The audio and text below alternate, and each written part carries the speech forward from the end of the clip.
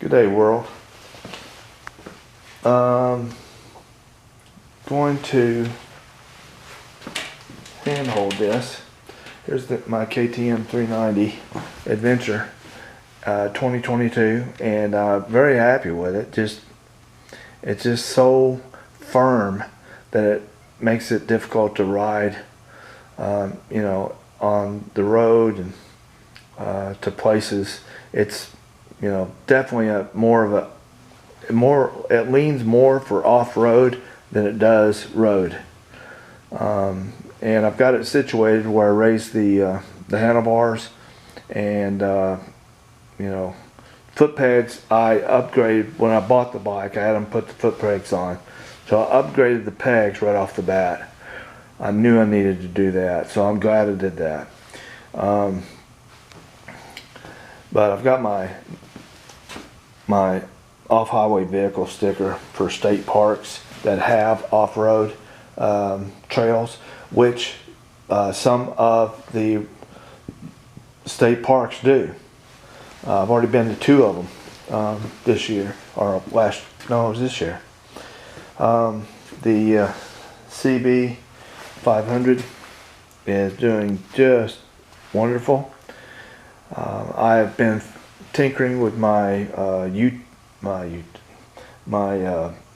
GoPro mount. I had a mount right here, and it fell, and putting it here, I would, you know, we got the plastic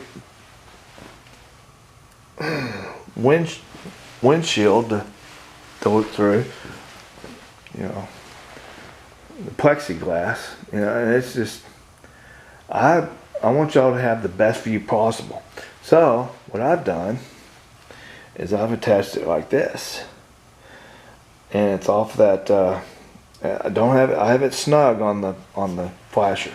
Now, as long as I'm not going off road and bouncing all over the place, then this is going to be fine. There's not much stress on that. I really don't think that's going to affect it. Unless I had bumpy roads all the time, then yeah, I'm not going to get away with this. I need to get something to tie this to back up here. I need to anchor this, because this guy, I've already played with it with a selfie stick, and this guy wants to just, it will just, the law of gravity, it just will eventually just, it may do it the first time I take off and attempt to, I don't know. Got my new sticker on here. Tinkering with the GoPro because I just came back about an hour ago, or maybe 2 hours ago, from riding around, and it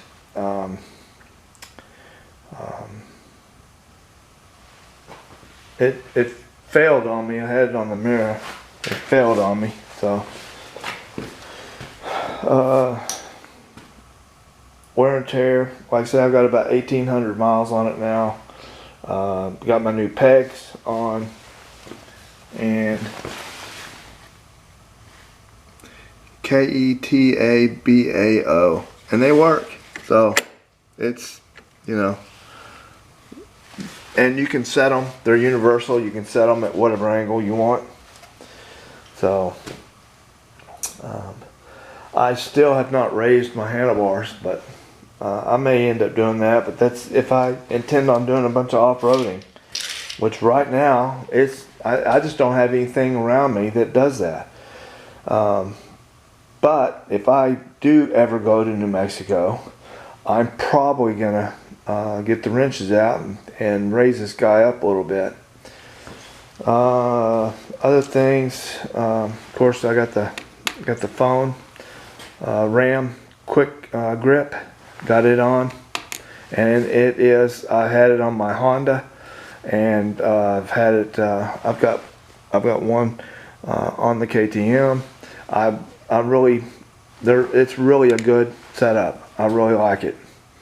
You got to make sure you clamp this guy down well to the bar, because it came loose on me, so I had to retighten it.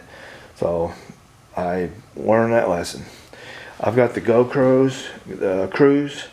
It's just a clamp system, and if you, like I say, if you have it down, when you pull the brake in, it pulls it up, and it slows you down.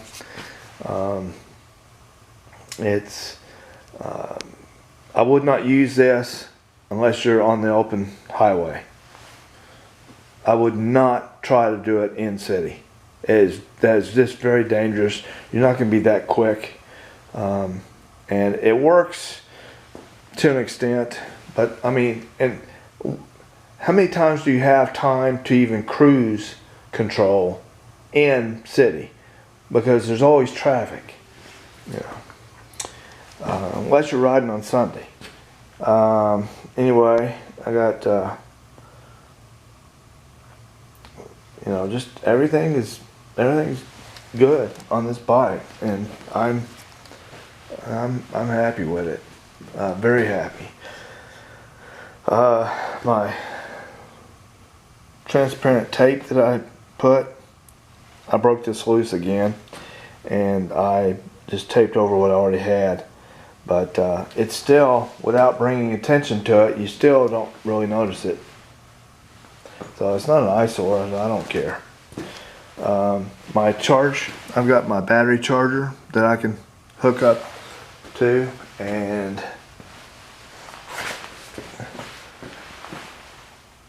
my battery tender that I've got up there, my wire that runs down. So if I'm gonna let this thing set for more than a week, I'll put the charge on it.